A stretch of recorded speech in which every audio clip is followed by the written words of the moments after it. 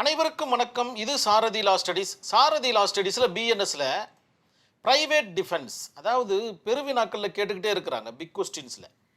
ஒரு சில நேரங்களில் சிறுவினாக்கள்லையும் கேட்குறாங்க. ஸோ அதற்கு தகுந்த மாதிரி உங்களுடைய விடையை நீங்கள் அமைச்சிக்கிங்க. தற்காப்பு உரிமை என்றால் என்ன அப்படின்றது தான் கான்செப்ட். இது நிறைய நம்ம கேள்விப்பட்டிருப்போம். நம்மளுக்குள்ளே பார்த்திங்கன்னா தற்காப்புன்ற ஒரு கான்செப்ட் இருக்குது. அது மனித இயல்பு, மற்ற உயிரினங்களுடைய இயல்பும் கூட. யாரும் நம்மளை அடிக்க வந்தால் கம்முன்னு அப்படி நிற்க மாட்டாங்க. அட்லீஸ்ட் கையையாவது ஓங்குவாங்க. It's called private defence. இதுதான். அந்த மாதிரி கையை நோங்கும் போது ஏதாச்சும் அசம்பாவிதம் நடந்துடுச்சுன்னா பிஎன்எஸ் என்ன சொல்லுது? ஏதாச்சும் அசம்பாவிதம் நடந்துச்சுன்னா அதற்கு அவர்கள் தான் பொறுப்பு அப்படின்ற மாதிரி சொல்லுது. அதாவது அடிப்பட்டவரை பார்த்தீங்கன்னா விக்டிம்னு சொல்லுது, அடித்தவரை பார்த்தீங்கன்னா அக்யூஸ்டுன்னு சொல்லுது. ஆனால் இந்த இடத்துல பார்த்தீங்கன்னா அதே பிஎன்எஸ் கொஞ்சம் தன்னுடைய நிலைப்பாட்டை மாற்றிக்குது. ப்ரைவேட் டிஃபென்ஸாக இருந்துச்சுன்னா நீங்கள் அக்யூஸ்டாக ஆக மாட்டீங்க. அது உங்களுடைய ரைட்ஸு. அந்த ரைட்ஸை நீங்கள் கண்டிப்பாக உபயோகப்படுத்திக்கலாம். உங்களுடைய உயிருக்கோ அல்லது உடைமைக்கோ ஒரு அச்சுறுத்தல் வரும்பொழுது உங்களை நீங்கள் பாதுகாத்துக்கலாம். அதற்காக ஒருவர் இறந்தாலும் பரவாயில்லை அப்படின்ற மாதிரியான ஒரு கான்செப்டை சொல்கிறது தான் இந்த தற்காப்பு உரிமை, ப்ரைவேட் டிஃபென்ஸ்.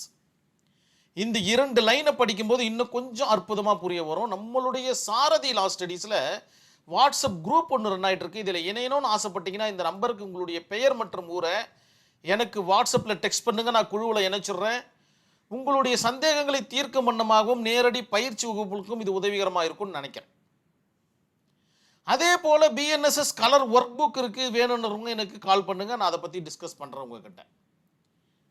தற்காப்பு உரிமையில் சட்டவிரோத தாக்குதல்களில் இருந்து நல்லா புரிஞ்சுக்கணும். நம்மக்கிட்ட ப்ரைவேட் டிஃபென்ஸ் இருக்குதுன்னு சும்மா எல்லாரையும் போட்டு அடிச்சுட்டு இருக்கக்கூடாது. அது கண்டிப்பாக அக்யூஸ்ட் அப்படின்ற ஒரு பதத்தை நோக்கி கொண்டு போய் விட்டுடும். இந்த ஒரு வார்த்தை மிக முக்கியமான வார்த்தை.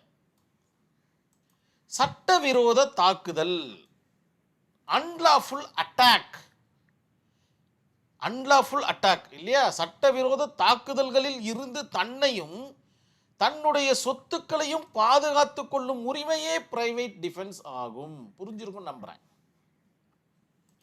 உங்களுடைய உடலுக்கும் உங்களுடைய உடைமைக்கும் அச்சுறுத்தல், உயிருக்கும் அச்சுறுத்தல் வரும்பொழுது உங்களை நீங்கள் எந்த லெவலில் ஸ்டேஜில் வேணாலும் போயிட்டு உங்களை பாதுகாத்துக்கலாம் அப்படின்னு சொல்கிறது தான் செக்ஷன் 34லேருந்து 44 ஆஃப் பிஎன்எஸ் வரைக்கும் 1 by 1 டிஃபைன் பண்ணி சொல்லுது. ரொம்ப ரொம்ப அற்புதமான ஒரு டாப்பிக்கும் கூட. கொஸ்டினில் வந்தால் இதுக்கு ஆன்சர் பண்ணாமல் விட்டுடாதீங்க. ஏன்னா இதெல்லாம் ரொம்ப அருமையாக எழுதக்கூடிய கான்செப்ட். 5 பேஜ் பார்த்தீங்கன்னா நல்லா திருப்திகரமாக எழுதக்கூடிய ஒரு கான்செப்டும் கூட. செக்ஷன் 34 என்ன சொல்லுது? 34லேருந்து 44 வரைக்கும் கிட்டத்தட்ட 10 செக்ஷன் பார்த்தீங்கன்னா இதற்காக ஒதுக்கியிருக்காங்க. ஒவ்வொன்றுத்துக்கும் தனித்தனியாக. ஏன்னா ரொம்ப சென்சிட்டிவான ஒரு பகுதி இது. சும்மா நீங்கள் பாட்டு கொண்டுட்டு நான் தற்காப்புக்கு தான் கொண்டலாம் சொல்லக்கூடாது. அது எந்த சர்க்கம்டன்ஸில் எந்த மாதிரியான செயல்களில் ப்ரைவேட் டிஃபென்ஸ் நடந்ததற்கு முன்னரா பின்னரா எல்லாத்துக்கும் வரையறை செஞ்சுருக்காங்க. அதனால தான் இதற்காக 10 செக்ஷன் இருக்குது. நல்லா ஞாபகம் வச்சுக்கிங்க. 34லேருந்து 44 வரைக்கும் செக்ஷன் ரொம்ப ரொம்ப இம்பார்ட்டண்ட் ஆஃப் பிஎன்எஸ். பாருங்க, 34 மட்டும் தனியாக டிஸ்கஸ் பண்ணியிருக்காங்க. பாருங்க, தனிப்பட்ட பாதுகாப்பு உரிமையை பயன்படுத்தி செய்யப்படும் எந்த செயலும் குற்றம் ஆகாது. தனிப்பட்ட பாதுகாப்பு உரிமையை பயன்படுத்தி செய்யப்படும் எந்த செயலும் குற்றம் ஆகாது அப்படின்ற மாதிரி சொல்லிட்டாங்க. ஆனால் இந்த இடத்துல பர்டன் ஆஃப் ப்ரூஃப் பார்த்தீங்கன்னா உங்ககிட்ட தான் இருக்குதுன்றது நினைவில் வச்சுக்கணும். யார் பார்த்தீங்கன்னா ப்ரைவேட் டிஃபென்ஸை எடுக்கிறாங்களோ அவங்க தான் பார்த்தீங்கன்னா ஆனரபிள் கோர்ட்டுக்கிட்ட சொல்லணும் அதனுடைய சுச்சுவேஷன்லாம். கண்டிப்பாக உங்களுடைய ஆன்சர் ஷீட்டில் செக்ஷன் 34 இருக்கணும். இந்த ஒரு வாக்கு, இந்த ஒரு கான்செப்ட் பார்த்தீங்கன்னா மிக முக்கியமான கான்செப்ட். அதன் பிறகு பார்த்தீங்கன்னா டைப்ஸ். மொத்தம் 2 டைப்ஸ், மேஜரான டைப். ரொம்ப கஷ்டப்பட வேண்டிய அவசியமே கிடையாது. ஆல்ரெடி நம்ம பார்த்த விஷயம் தான் இப்போ மறுபடியும் பேச போகிறோம். ஒன்று பார்த்தீங்கன்னா ப்ரைவேட் டிஃபென்ஸ் ஆஃப் பாடி. நம்மளுடைய உடல்களுக்கு ஏதேனும் அச்சுறுத்தல் வந்தால் நம்பர் 1 இது ஒன்று. நம்பர் 2 பார்த்தீங்கன்னா பிரைவேட் டிஃபென்ஸ் ஆஃப் ப்ராப்பர்ட்டி, உங்களுடைய சொத்துக்களுக்கு ஏதேனும் அச்சுறுத்தல் வந்தால். நம்பர் 2 இந்த ரெண்டே ரெண்டு தான், ரொம்ப பெருசா போட்டு யோசிக்க தேவையில்ல. இப்போ நம்மளுடைய உடல் சம்பந்தமா எத்தனை விதமான தாக்குதல்கள் இருக்குதுன்றது இந்த இடத்துல சொல்லப்பட்டிருக்கு. மொத்தம் 4 தாக்குதல் மட்டும்தான் இருக்கு. அதே போல நம்மளுடைய சொத்துக்களுக்கு எத்தனை விதமான அச்சுறுத்தல் வரும் அப்படின்னு பார்த்தீங்கன்னா 4 விதமான தாக்குதல்கள் தான் வரும், அச்சுறுத்தல் தான் வரும்னு அழகா டிஃபைன் பண்ணியாச்சு. உங்களுடைய மனசுல மிக அற்புதமா நிற்கும் அப்படின்னு சாரதி லா ஸ்டடீஸ் நம்புது. பிரைவேட் டிஃபென்ஸ் ஆஃப் பாடி முதல்ல பார்த்தீங்கன்னா செல்ஃப் அண்ட் அதர். செல்ஃப்னா யாரு? நீங்க, ஐ என்கின்ற அந்த நபர் தான் பார்த்தீங்கன்னா செல்ஃப். நான் அப்படின்னு சொல்றாரு பார்த்தீங்களா, அவங்க தான். அவர்களுக்கு ஒரு அச்சுறுத்தல் வருகிறது என்றால் அவரை பாதுகாத்துக் கொள்ளும் உரிமை செக்ஷன் 34 டிஃபைன் பண்ணி சொல்லிச்சா. அதே போல அதர்ஸ், உங்களை தவிர மற்ற நபர்களுக்கு ஒரு அச்சுறுத்தல் வருது, வேடிக்கை பார்த்துட்டு இருப்பீங்களா? இப்போ எல்லாரும் பார்த்தீங்கன்னா மொபைல் வந்ததுனால நிறைய விஷயங்கள் நிறைய தெரிய வருது. அதே போல் சிசிடிவி இதெல்லாம் பார்த்தீங்கன்னா பெரிய ஹெல்ப் பண்ணுது இந்த கிரைமுக்கு. மற்றொருவருக்கு அச்சுறுத்தல் வருகிறது என்றாலும் நீங்கள் இறங்கி அந்த இடத்துல அவர்களை காப்பாற்றும் பொருட்டு அந்த சட்டவிரோத செயலில் ஈடுபடும் நபருக்கு ஏதாச்சும் ஆச்சுன்னா, கிரீவியஸ் ஹர்ட்டாக இருக்கட்டும், சிம்பிள் ஹர்ட்டாக இருக்கட்டும், இதெல்லாம் எழுதணும். நீங்கள் நோட் பண்ணிக்கிங்க. எல்லா டாபிக்ஸும் நீங்கள் கவர் பண்ணி எழுத வேண்டிய சுச்சுவேஷனில் இருக்கீங்க. அதனால தான் மிக அற்புதமான ஒரு டாபிக்னு சொன்னேன் நான். அது கிரீவியஸ் ஹர்ட்டாக இருக்கட்டும், சிம்பிள் ஹர்ட்டாக இருக்கட்டும், கல்பபிள் ஹோமிசைடாக இருக்கட்டும், இல்லை மர்டராக இருக்கட்டும். இந்த மர்டர் பார்த்தீங்கன்னா கல்பபிள் ஹோமிசைடில் வருமா அல்லது மர்டரில் வருமான்றதை கூட நீங்கள் டிஸ்கஸ் பண்ணி ஆகணும். பண்ணுவீங்கன்ற நம்பிக்கை இருக்கு. செக்ஷன் 35 சொல்லுது. அன்சவுண்ட் மைண்ட் அண்ட் மைனர், பித்து நிலை பிடித்தவர்களும் அல்லது மைனரும் உங்களை தாக்க வரும் பொழுது அவர்களை நீங்க தவறுதலா அடிச்சுடுறீங்க. ஆக்சுவலா இந்தியன் கான்ட்ராக்ட் ஆக்ட்ல மிக தெளிவா சொல்லுது, இவங்கெல்லாம் பார்த்தீங்கன்னா பெருசா கான்ட்ராக்டுக்குள்ள வர மாட்டாங்க, ஆனா உங்களை அடிக்கிறதுக்காக வராங்க. அப்படின்ற பட்சத்தில் இது கான்ட்ராக்டுக்கு அப்பாற்பட்ட ஒரு விஷயம். இது நம்ம சும்மா ஒரு எக்ஸாம்பிளுக்காக சொன்னேன். அன்சவுண்ட் மைண்டு, பித்து பிடித்தவர்கள் என்று சொல்வார்கள் இல்லையா? அதே போல மைனர், சிறுவர்கள் சிறுமிகள், இவங்க உங்களை தாக்க வரும்போது அவர்களையும் செல்ஃப் டிஃபென்ஸ் பண்ணலாம். தட் மீன்ஸ் பிரைவேட் டிஃபென்ஸ் பண்ணலாம். அதன் மூலமாக அவர்களுக்கு சிம்பிள் இன்ஜுரியோ அல்லது கிரீவியஸ் இன்ஜுரியோ அல்லது மர்டரோ நடந்துச்சுனாலும் இந்த கான்செப்டை பயன்படுத்தி செக்ஷன் 34 பயன்படுத்தி நம்ம குற்றவாளி இல்லை என்று நிரூபித்துக் கொள்ளலாம் அப்படின்றத நினைவில் வச்சுக்கிங்க. செக்ஷன் 36 பார்த்தீங்கன்னா டிஃபைன் பண்ணி சொல்லுது, ஞாபகம் வச்சுக்கிங்க. ஆஃபீஸர்ஸ் ரெஸ்ட்ரிக்ஷன் கொடுத்துருக்காங்க. ஒரு அதிகாரி முன்னாடி பேசிட்டு இருக்கீங்க, அதிகாரி உங்களை தாக்கிடுறாரு, அதற்கு ரீசனபிள் ரெஸ்ட்ரிக்ஷன் கண்டிப்பாக நீங்கள் எடுத்துக்கணும். அவர் எந்த மாதிரி தாக்குதல் பண்ணுறாரு, உடனே அவரை தாக்குதல் பண்ணிடக்கூடாது. ஏன்னா அதோட சுச்சுவேஷன் வேற. இது பார்த்தீங்கன்னா உங்களை செல்ஃப் டிஃபென்ஸில் கொண்டு வந்து நிற்காது அப்படின்ற மாதிரி சொல்லுது செக்ஷன் 37. அதற்கும் மேலே அவரை தாக்குறாருன்னா கண்டிப்பாக நீங்களும் தாக்கலாம். It's called private defence. அதற்குண்டான சிசிடிவி ஃபுட்டேஜ் வேணும். ஏன்னா அவர்களுடைய கை ஓங்கி இருக்குன்றதை நினைவில் வச்சுக்கிங்க. ஏன்னா எல்லாரும் அவங்களுக்கு தான் சப்போர்ட் பண்ணுவாங்க, உங்களுக்கு யாரும் சப்போர்ட் பண்ண மாட்டாங்க. அது மட்டும் இல்லாமல் செக்ஷன் 34 வரக்கூடிய, அதாவது செக்ஷன் 37 என்ன சொல்லுதுன்னா ரீசனபிள் ரெஸ்ட்ரிக்ஷன் இருக்கு, சும்மா எல்லார் மேலேயும் கை வச்சிடக்கூடாது. இதையும் உங்களுடைய ஆன்சர் ஷீட்டில் இருக்கிற மாதிரி பார்த்துக்குங்க. மஸ்ட் பி சர்க்கம்டன்ஸ் செக்ஷன் 8 சொல்லுது. இது எல்லாம் நீங்க பண்ணுங்க, யாரும் வானான்ல.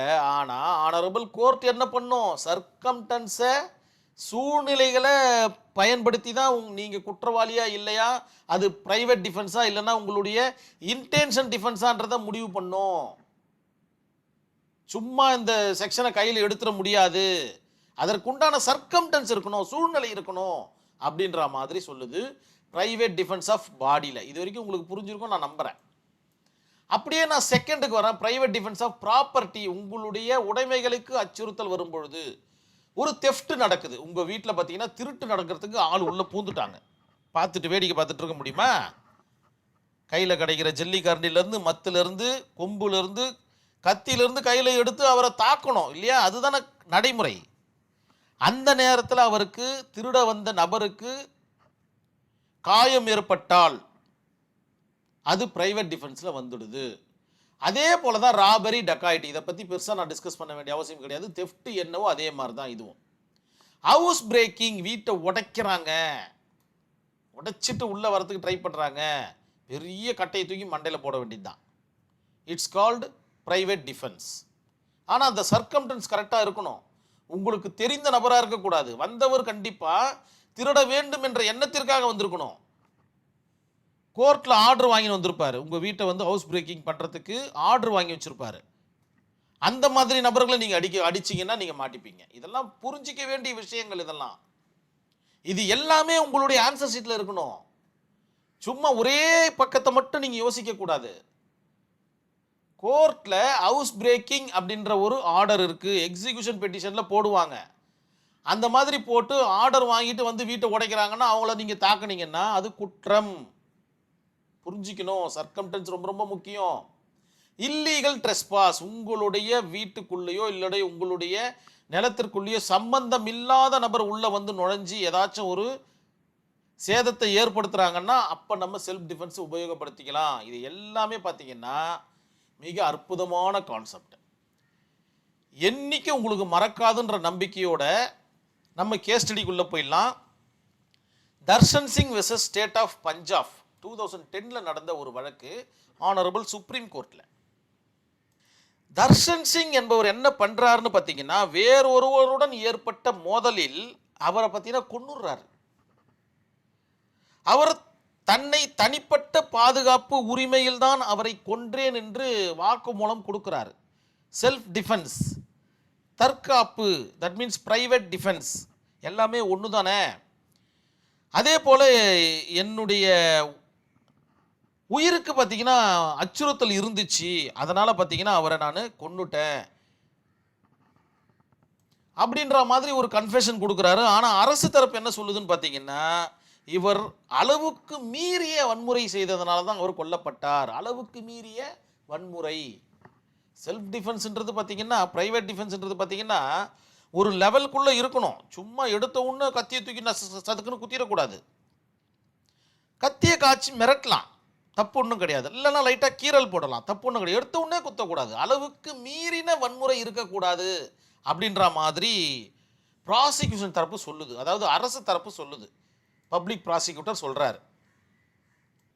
ஆனரபிள் கோர்ட்டில் இஷ்யூஸை ஃப்ரேம் பண்ணுறாங்க. பிரைவேட் டிஃபென்ஸ் பயன்படுத்தும் போது ஒருவர் அளவுக்கு மீறி வன்முறை செய்தால் அது குற்றமாகுமா அப்படின்ற மாதிரி ஒரு இஷ்யூஸை ஃப்ரேம் பண்ணுறாங்க. அதன் பிறகு ஜட்ஜ்மெண்ட் கொடுக்குறாங்க. உச்ச நீதிமன்றம் பிரைவேட் டிஃபென்ஸுக்கு கைட்லைன்ஸை வழங்குது. இந்த கேஸ் ஸ்டடியில் வழங்கிடுச்சு. இதெல்லாம் இருந்தால் மட்டும்தான் அது பிரைவேட் டிஃபென்ஸ், இல்லைன்னா அது வந்து குற்றமாக மாறும் அப்படின்ற மாதிரி. ஃபர்ஸ்ட் ஒன் பார்த்தீங்கன்னா நேச்சுரல் ரைட்ஸ் அப்படின்ற மாதிரி சொல்லுது. ஒருவர் தன்னுடைய உயிர், உடல் அல்லது சொத்தை பாதுகாக்க உரிமை உடையவர் அப்படின்ற மாதிரி ஒரு கைட்லைனும், இந்த உரிமை சட்டம் மட்டும் வழங்குவது அல்ல, மனிதனின் இயல்பான ஒரு செயல். ஒரு இயல்பான ஒரு செயல். எப்படி கொசு கடிச்சோன்னு டப்புன்னு நம்ம அடிக்கிறோமோ அதே போல தான் இது ஒரு இயல்பான செயல். பிரைவேட் டிஃபென்ஸ்ன்றது ஒரு இயல்பான செயல் அப்படின்ற மாதிரி ஒரு கான்செப்டை முன்ன நிறுத்துறாங்க. செகண்ட் ஒன் பார்த்தீங்கன்னா, தாக்குதல் நடக்கும் போது மட்டுமே பயன்படுத்தப்பட வேண்டும். கரம் வச்சு பழிவாங்கும் நோக்கத்தோடு பயன்படுத்தக்கூடாது அப்படின்ற மாதிரி ஒரு கைட்லைன் கொடுக்குறாங்க. தாக்குதல் ஆரம்பிக்கும் முன்னரோ அல்லது தாக்குதல் முடிந்த பின்னரோ, நல்லா நோட் பண்ணிக்கணும் நீங்க, இன் before the offence and after the offence, இதற்கு நடுவில் அந்த பிரைவேட் டிஃபென்ஸ் நடந்திருக்கணும். தாக்குதல் நடந்த முன்னரோ அல்லது தாக்குதல் நடந்த பின்னரோ இந்த இடத்துல பிரைவேட் டிஃபென்ஸ் நடந்தாலும் தப்பு தான், இந்த இடத்துல பிரைவேட் டிஃபென்ஸ் நடந்தாலும் தப்பு தான், இந்த இடத்துல நடந்திருக்கணும்ன்றாங்க. இதுதான் ரைட். புரிஞ்சிருக்கும் நம்புறேன் நான். அளவுக்கு மீறிய வன்முறை, எக்ஸீடிங் த லிமிட், இந்த இடத்துல வராங்க. அதாவது இந்த கேஸ் ஸ்டடிக்கு வந்துட்டாங்க. சிறியதாகவோ அல்லது அதிக வன்முறையோ அதை குற்றமாக கருத முடியாது. என்ன பண்ண முடியும்? ஒரு மாதிரி எக்ஸ்ட்ரீம் லெவலில் போயிட்டார் அவர். திருட வந்தவரோ அல்லது உங்களை தாக்க வந்தவரோ அவர் எக்ஸ்ட்ரீம் லெவலில் இருக்கும்போது நம்ம நான் சும்மா இருக்க முடியுமா? அவர் கத்தி வச்சுட்டு இருக்கும்போது நம்ம நான் கையில் குத்திட்டு இருக்க முடியுமா? நம்மளும் ஒரு கத்தி எடுக்க வேண்டியது தான். இதுதான் பார்த்தீங்கன்னா கான்செப்ட். அளவுக்கு மீறிய வன்முறை என்பது சிறியதாகவோ அல்லது பெரியதாகவோ அதை குற்றமாக கருத முடியாது அப்படின்ற மாதிரி சொல்லிட்டாங்க. உண்மையான அச்சம் இருக்க வேண்டும். பாதிக்கப்பட்டவருக்கு பார்த்தீங்கன்னா உண்மையிலேயே அச்சம் இருந்திருக்க வேண்டும். அப்பதான் பிரைவேட் டிஃபென்ஸா ஒரு உபயோகப்படுத்த முடியும். அச்சம் இல்லாமல் இருக்கும்போது பண்ணிட்டாருன்னா அது நல்லா இருக்காது. சின்னதாக ஒருத்தர் வந்து சும்மா மிரட்டுறாருன்னா உடனே பிரைவேட் டிஃபென்ஸ்னு போட்டு நறுக்குன்னு குத்திட வேண்டியதாகணும். அது மாதிரிலாம் பண்ணக்கூடாது. உண்மையான அச்சுறுத்தல் இருக்க வேண்டும், உண்மையான அச்சம் இருக்க வேண்டும். அப்படி இருந்தால் மட்டும்தான் செக்ஷன் 34 உங்களால் உபயோகப்படுத்த முடியும் அப்படின்ற மாதிரி சொல்லு இந்த கேஸ் ஸ்டடியில். ஆனரபிள் சுப்ரீம் கோர்ட் பார்த்தீங்கன்னா கைட்லைன்ஸை வழங்கியிருக்கு. இதெல்லாம் ஒன் பை ஒன்னாக நீங்கள் அரே பண்ணிக்கிட்டே வந்தீங்கன்னா உங்களுக்கு ஆன்சர்ஸ் மிக அற்புதமாக வரும்ன்றதுல சிறிதளவும் ஐயப்பாடு கிடையாது. Darshan Singh versus state of Punjab, இது இல்லாமல் உங்களுடைய ஆன்சர் ஷீட்டை நீங்கள் கொடுக்காதீங்க.